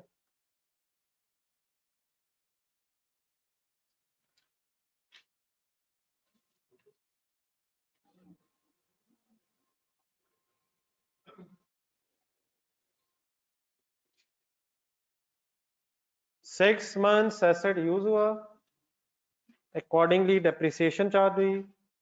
इसका क्योंकि रिवैल्यूएशन पे सरप्लस था तो 6 मंथ्स का अकॉर्डिंगली सरप्लस रिटेन्ड अर्निंग्स में ट्रांसफर हो गया। ओके सर, इन दो एंट्रीज के बाद अब हम कॉन्सेप्चुअली स्पीकिंग डिस्पोजल डेट पे डिस्पोजल के लिए तैयार हो गए हैं। पहले एसेट यूज हुआ, सरप्लस ट्रांसफर हुआ, अब सेम डेट मैं फिर क्यों लिख रहा हूं? अब इस डेट पे आपने मुझे क्या करवाना है? डिस्पोजल की एंट्रीज करवानी है। Just a minute, just a minute.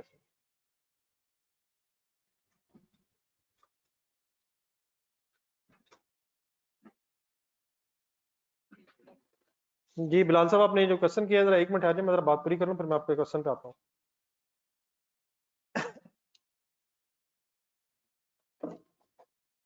Sorry.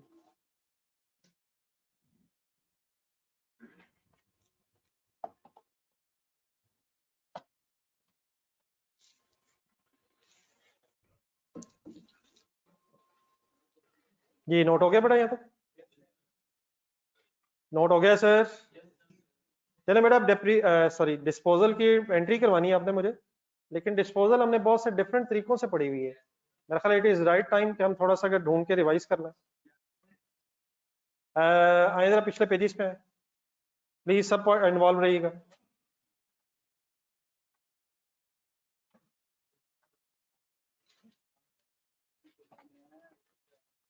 Disposal में हमने दो चीजें पढ़ी थी मेन, एक थी कैश अगेंस्ट डिस्पोजल और एक एक्सचेंज भी पढ़ा था। तो इस वक्त एक्सचेंज की बहस नहीं कर रहा, डिस्पोजल में पहुंचना है और आपने एक समरी ढूंढनी है, summary of accounting treatment of disposal. हाँ जी, when ledger, if ledgers are required, if ledgers are not required. ढूंढने जरा अपने पास, पेज मिलना चाहिए, इसी बहाने जरा चेक हो जाएगा कि पेज है भी या नहीं।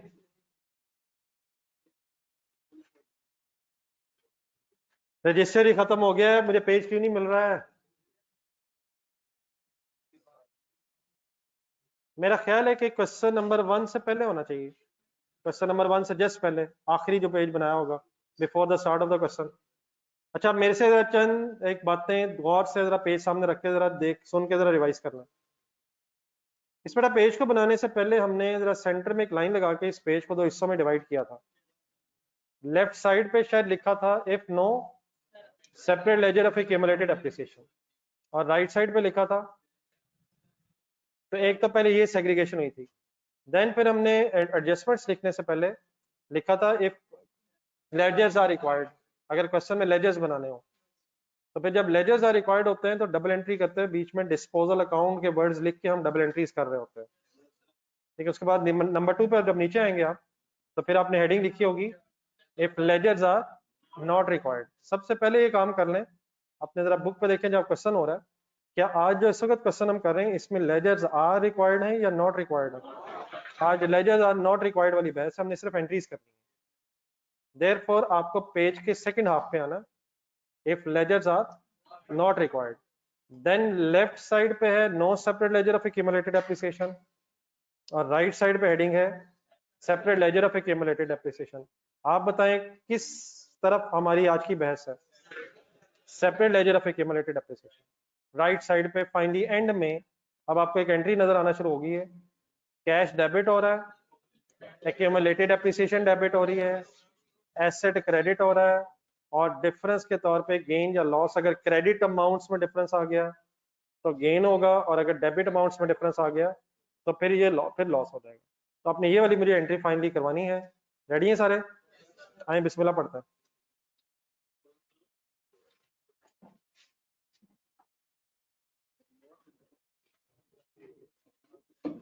जी सर। सर आप बेफिक्र हैं, हमें जो चाहिए इंशाल्लाह वो मिलने वाला है। अगर वो ना मिला बेटा तो इंशाल्लाह वो कर लेंगे, लेकिन हम जो एंट्रीज कर रहे हैं इसमें हम सेपरेट लेजर बना रहे हैं, लेकिन जो आपने फिगर देखी है वो शायद इस वक्त क्वेश्चन में रेलिवेंट नहीं है।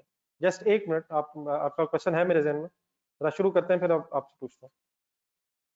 जी बेहतर यही रहेगा, जरा काइंडली सारी फिगर्स अगर मुझे ढूंढ दें, फिर आराम से आप सॉल्व करके लिख लीजिएगा। जी कैश कितने से डेबिट? प्लीज फिगर्स ढूंढा करें पहले। एक्यूमुलेटेड डेप्रिसिएशन कितने से डेबिट? ना करें ना करें ना करें, हम लिख रहे हैं, हमें मत तंग किया जाए, हम एक्यूमुलेटेड डेप्रिसिएशन के स्पेलिंग बोर्ड से देख के लिख रहे हैं। और बेटा एक मिनट पेशेंस दिखाएं, प्लीज पेशेंस दिखाएं। ये बोर्ड से देख के लिखना कोई मिशन नहीं है, मैंने नहीं रुकना जो मर्जी हो जाए, प्लीज एक मिनट रुकें जरा। कैश डेबिट 30 कहां से मिला मुझे? रब जाने, रब के काम है, हमें क्या पता। अल्हम्दुलिल्लाह बुक से 30 मिला है। पेशेंस दिखाएं। एक्यूमुलेटेड डेप्रिसिएशन की फिगर ढूंढे कहां है, ये सही ढूंढने जरा, है भी या नहीं है? एक्यूमुलेटेड डेप्रिसिएशन ऑफ डिस्पोजल की कोई फिगर? फर्स्ट एंट्री देखें अपने रजिस्टर में जो अभी की है हमने, 1 जनवरी वाली। 1 जनवरी पे बेटा जो एलिमिनेशन वाली एंट्री हुई है, इसमें जितनी बिल्डिंग्स थी ऑफिस बिल्डिंग, उनकी साल की शुरू तक की क्यूमुलेटेड एप्रिसिएशन तो खत्म हो गई है, ये सबको पता है प्लीज। लेकिन क्या जिस ऑफिस बिल्डिंग की डिस्पोजल की बहस हो रही है उसको फर्दर 6 मंथ्स यूज करके डेप्रिशिएट किया?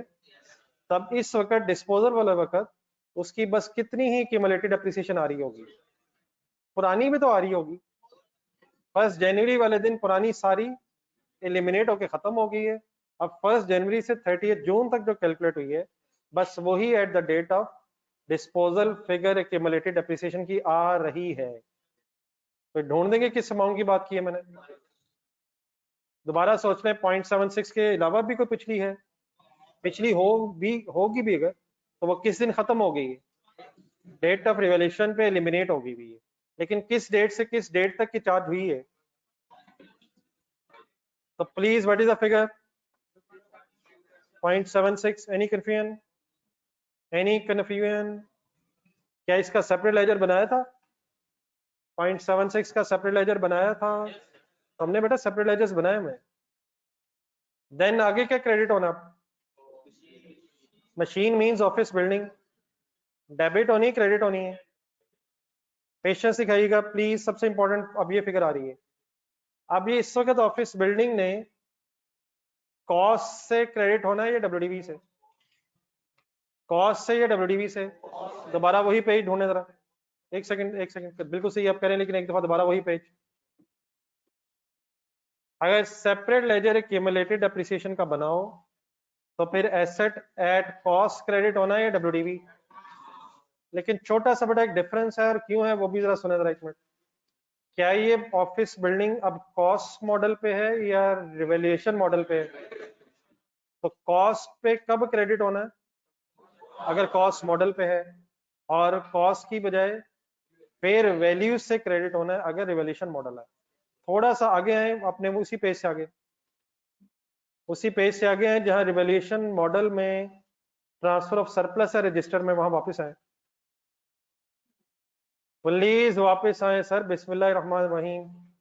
जहां अभी आप कह रहे थे दो possibilities of transfer of surplus है, वहीं वापस आए, उसमें पॉइंट नंबर 1 में आए।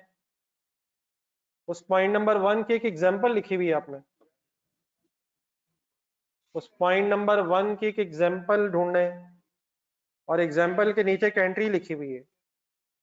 आपने वहां मशीन को 2,60,000 से क्रेडिट किया हुआ है। ढूंढ के बताएं वो क्या क्रेडिट किया हुआ है, ढूंढे जरा, डाटा ढूंढे जरा। यार ये तो कॉस्ट से मशीन क्रेडिट होनी चाहिए थी। कॉस्ट मॉडल होगा तो कॉस्ट से क्रेडिट होगी, और अगर रिवैल्यूएशन मॉडल है तो फेयर वैल्यू से क्रेडिट होगी। मिल गया प्लीज 260? तो what was 260? Revalued amount, fair value. और इस क्वेश्चन में आके बताया जरा किस अमाउंट की तलाश है प्लीज, प्लीज। कब कॉस्ट से, कब फेयर वैल्यू से? वो जो जमाने में हमने समरी बनाई थी उस वक्त हमें रिवैल्यूएशन का नहीं पता था, इसलिए वहां बेटा कॉस्ट लिखा हुआ था। लेकिन अगर रिवैल्यूएशन मॉडल हो जाए तो फिर अब हमारा एसेट कॉस्ट पे नहीं आ रहा। अच्छा ये क्लियर है कि अब कॉस्ट पे नहीं आ रहा होगा, फेयर वैल्यू पे आ रहा होगा। वो क्यों? क्योंकि अब रिवैल्यूएशन हो गई। तो कितने पे आ रहा होगा? 31.92। आई होप कि मैं कुछ समझा सका हूं। 30 कहां से आया? 30 कहां से आया? कैश कहां से आया सवाल से? 0.76 क्या है? 6 मंथ्स की क्यूमुलेटेड डेप्रिसिएशन जब फर्दर चार्ज हुई थी आफ्टर इवैल्यूएशन, और 31.92 इज द फेयर वैल्यू जो हमने एसेट बेचा है। एक सेकंड कैलकुलेटर पकड़े दोबारा, हम लिख रहे हैं, हम लिख रहे हैं, हम लिख रहे हैं। 31.92 लिखें कैलकुलेटर पे, बताइए क्या लिखवाया मैंने? नहीं 31.92 मैंने क्या लिखवाया है? मैंने क्या लिखवाया 31.92? ये तो मुझे पता है, लेकिन मैंने ये क्या लिखवाया? 0.76 माइनस करें, बताइए क्या लिखवाया मैंने? एक्यूमुलेटेड डेप्रिसिएशन माइनस करवा रहा हूं, इज इक्वल टू दबाएं, नहीं माइनस करेंगे यार। अब ये डब्ल्यूडीवी है on the date of disposal, 31.92 minus 0.76, ये आपके कैलकुलेटर पे आप डब्ल्यूडीवी कैलकुलेट हो रही है sort of on the date of disposal. और बेचा कितने पे है? गेन हो रहा है, लॉस हो रहा है? क्यों लॉस हो रहा है? क्योंकि cash is less than the WDV.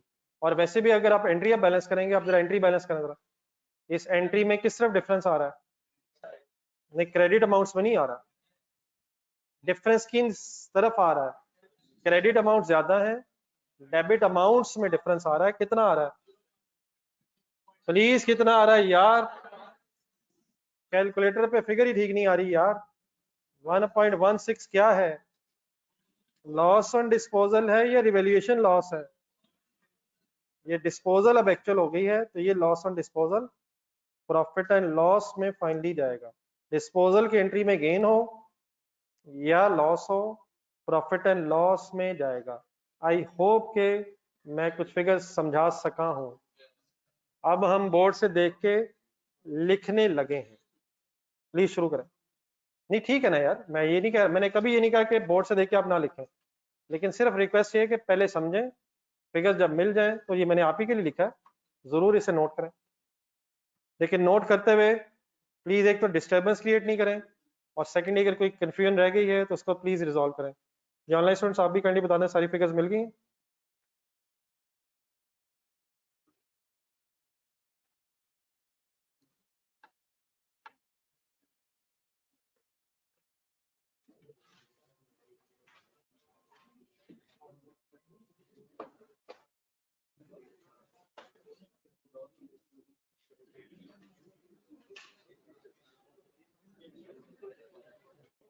जी अब्दुल साहब, इंशाल्लाह ये गलती हम कभी नहीं करेंगे।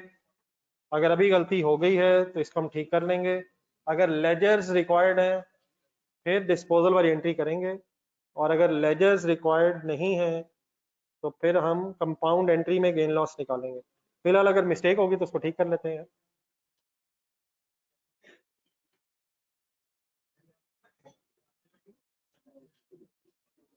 बेटा हारिस 31.92 जो है ये फेयर वैल्यू है, और 27.72 उस एसेट की डब्ल्यूडीवी है। इनको माइनस करके कंसंट्रेट बेटा किया करें यार, 4.2 सरप्लस आया है। डब्ल्यूडीवी और फेयर वैल्यू का डिफरेंस इस बिल्डिंग का सरप्लस आया है, और डिवाइड बाय 21 इंटू 6/12 करके इसका 6 मंथ्स की फिगर का ट्रांसफर का बैलेंस हमने फाइंड आउट किया। और बेटा थक जाओगे यार, और बस कर दो, थक जाओगे, प्लीज बस कर दो यार। बेटा बातें कर करके थक जाओगे, पहली हाथ देख देख के लिख लिख के थक गए, बस कर दें। ये एंट्रीज नोट होगी। चलिए अब अगली देख के लिखने की बात आ गई जी। सेम डेट बेटा दोबारा लिखें प्लीज बेटा, काइंडली। जब रिक्वेस्ट करूं कि रुक जाए तो उस वक्त तो रुक जाया करेंगे। मुझे पता है आपने मेरे से जीत जाना है, और वंस अगेन सारी बातों का स्टॉक खत्म हो जाना है, लेकिन प्लीज शायद हम इसलिए जीतने के लिए नहीं आए थे, हम प्लीज क्लास में पढ़ने के लिए आए थे। प्लीज मुझे आपकी दोस्तियों पे, खुदा न खास्ता यारियों पे कोई इतराज नहीं है, लेकिन क्लास में काइंडली आप पढ़ने बैठाएं। अल्लाह ताला आपकी इन दोस्ती यारियों को हमेशा कायम दायम रखे। लेकिन एक छोटी सी बात जरा ठंडे दिल से सुनिएगा, ये सीए की जो दोस्तियां हैं ये तभी कंटिन्यू रहेंगी अगर पढ़ेंगे आप। मैंने क्या कहा है, एक छोटी सी एग्जांपल। आपके हो सकता है पीआरसी में बहुत से फ्रेंड्स हों, लेकिन वो इस वक्त आपके साथ नहीं है, तो वो दोस्त जो साथ पढ़ेंगे वो इंशाल्लाह आगे साथ साथ रहेंगे। ये बड़ा जालिम है, कोई दोस्त कहीं रह जाता है, कोई कहीं रह जाता है।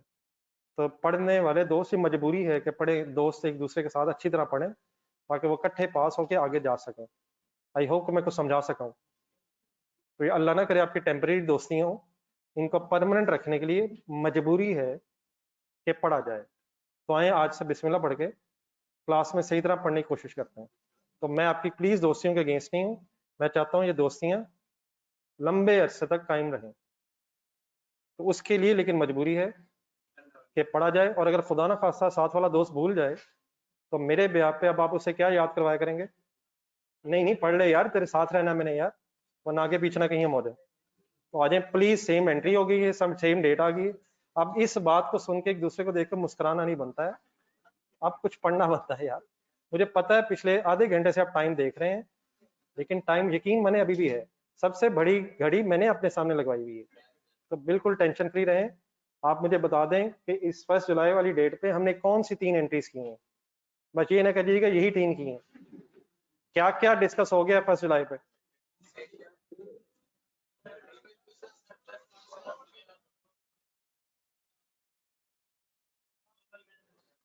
1 जुलाई पे पहली एंट्री में 6 मंथ्स एसेट यूज हुआ, डेप्रिशिएट हो गया। फिर सेम डेट पे 6 मंथ्स की डेप्रिसिएशन के साथ साथ सरप्लस ट्रांसफर हो गया। देन बेटा अब एसेट डिस्पोज हो गया, लेकिन जब एसेट डिस्पोज हो गया तो जो रिमेनिंग सरप्लस रह गया है इस एसेट का, उसने अब इमीडिएटली सारा रिटेन्ड अर्निंग्स में जाना है। अपनी सेकंड एंट्री देखें 1 जुलाई 2014 वाली, सरप्लस इस ऑफिस बिल्डिंग का था कितना? 4.2 आया था। Please please concentrate. 4.2 में से 6 मंथ्स ट्रांसफर कितना हुआ है? 0.1 ट्रांसफर हुआ है। क्या इस बिल्डिंग का अभी कुछ सरप्लस रिमेनिंग बच गया है? वो क्या एनुअली ईयर वाइज ट्रांसफर होगा, या अगर डिस्पोजल होगी है तो सारा इकट्ठा ट्रांसफर हो जाएगा? What is 4.2? Total surplus. What is 0.1? Transfer from surplus for 6 months. What is the remaining surplus? तब अगर वो एसेट जिससे रिलेटेड ये सरप्लस है वही बुक्स में नहीं है, तो इमीडिएटली जो रिमेनिंग रह जाएगा, what is the remaining now? वो भी सेम डेट पे ही अब रिटेन्ड अर्निंग्स में ट्रांसफर होगा। सेम एंट्री है, सरप्लस डेबिट। बोले बोले sir, retained earnings credit. Amount इसकी कैसे फाइंड आउट करूं? 4.2 minus 4.2 minus 0.1 which means 4.1 immediately transfer हो जाएगा। एक छोटी सी बात अगर मुझे कंप्लीट कर लेने दें, मुझे पता है एक छोटी सी कंफ्यूजन शायद आ रही हो। ये फर्स्ट जुलाई 14 में जो 0.1 वाली एंट्री है, ये पता है सबको क्या है? अब मैंने रिमेनिंग सरप्लस ट्रांसफर की है। आपके जहन में हो सकता है जो लॉजिकली सोच रहे हो, और होपफुली सब सोच रहे होंगे, ये सेम डेट पे अब दोनों एंट्रीज हैं। यकीनन ये 4.2 से एक भी एंट्री की जा सकती है, लेकिन मेरी सजेशन यही है कि सरप्लस को डेप्रिसिएशन से लिंक रखें। सेम डेट पे है तो एक से ज्यादा एंट्रीज अगर सेम डेट पे है तो कंबाइन करके भी कर सकते हैं। मेरी सजेशन ये है कि नंबर 1, एसेट 6 मंथ्स यूज हुआ, देयरफॉर डेप्रिसिएशन चार्ज करें, और अगर 6 मंथ्स यूज हुआ तो 6 मंथ्स का सरप्लस ट्रांसफर करें। देन नंबर 3, डिस्पोज हुआ, और डिस्पोज होने के बाद रिमेनिंग ट्रांसफर हुआ। इकट्ठा कर लेंगे अगर इस 0.1 को और 4.1 को, तो ये कोई एसेट गलत वाली बात तो नहीं है, लेकिन एसेट यूज हुआ उसको अलग ट्रांसफर कर लेना सरप्लस को, और डिस्पोजल के साथ फिर रिमेनिंग को लिंक कर लें। अब बात प्लीज मेरी पूरी क्लियर है? प्लीज कंप्लीट करने जब जो रह गया लिखें जी। यूसुफ साहब and mister Bilal, okay please. Abdul Rahman साहब जी, डेट तो बेटा यही है ना, सेम डेट पे ही ये 4 काम हुए हैं, depreciation, transfer, disposal and remaining surplus फिर जो रिटेन्ड अर्निंग्स में चला गया।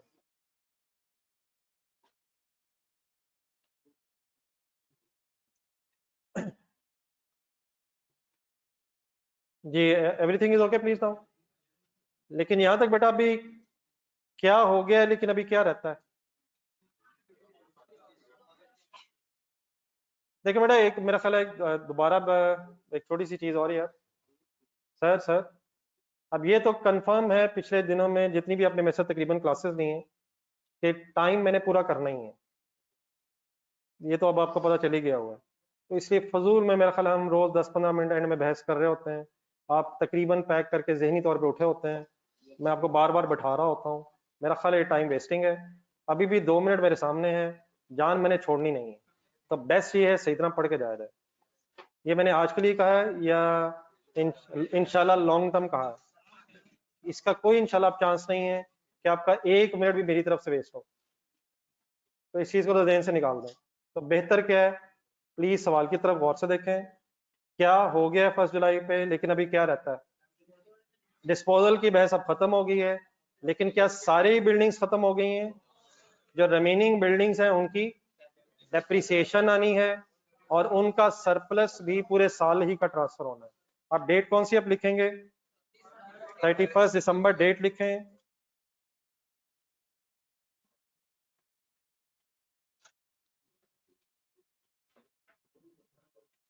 थर्टी फर्स्ट दिसंबर 2014 पे मुझे अब रोकने की वजह क्या है? डेप्रिसिएशन बेटा चार्ज कर तो लिए यार, किसकी कर ली है, किसकी रहती है? और जो रिमेनिंग बिल्डिंग्स हैं उनकी डेप्रिसिएशन क्या पूरे साल की चार्ज होनी है? क्या ये वर्किंग आप मुझे करवा देंगे? यस यार करवा देंगे, कोई मसला नहीं है, इसमें क्या मसला? 1 जनवरी पे जाए जरा। 1 जनवरी पे आपको पता है आपकी 1 जनवरी की एंट्री से सारी ऑफिस बिल्डिंग्स कितने पे आ गई थी? ढूंढे ढूंढे ढूंढे ढूंढे ढूंढे ढूंढे ढूंढे, बंद हो गया रजिस्टर, खोलने खोलने इसको प्लीज, खोलने खोलने, फर्स्ट वर्किंग में जाएं। आफ्टर एवेल्यूएशन सारी बिल्डिंग्स कितने पे आ गई थी? क्या ख्याल है? 149.94 के बारे में सही फिगर देख रहे हैं हम। लेकिन अगर मैं कहूं कि इसमें से 31.92 वाली बिल्डिंग तो डेप्रिशिएट होकर डिस्पोज भी हो गई है, तो क्या रिमेनिंग बिल्डिंग्स आ जाएंगी यार? ये तो सिंपल वर्किंग है यार, कर ही लेते हैं, क्या कल करनी है आज कर ही जाते हैं। फिगर्स लिखवाएं, 149 पॉइंट माइनस 31 पॉइंट, ये 31.92 के है उस बिल्डिंग के फेयर वैल्यू जिसको हमने डिस्पोज ऑफ कर दिया। तो रिमेनिंग बिल्डिंग्स कैलकुलेट कर रहा हूं, डिवाइडेड बाय बताएं,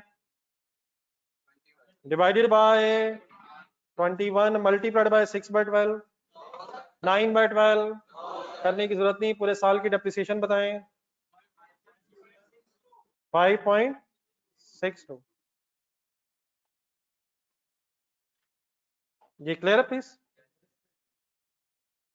लास्ट एंट्री बेटा रह गई है, किसकी? रिमेनिंग बिल्डिंग के सरप्लस ट्रांसफर की। लेकिन ये लास्ट एंट्री आपका होमवर्क है नहीं, होमवर्क भी तो होना चाहिए ना।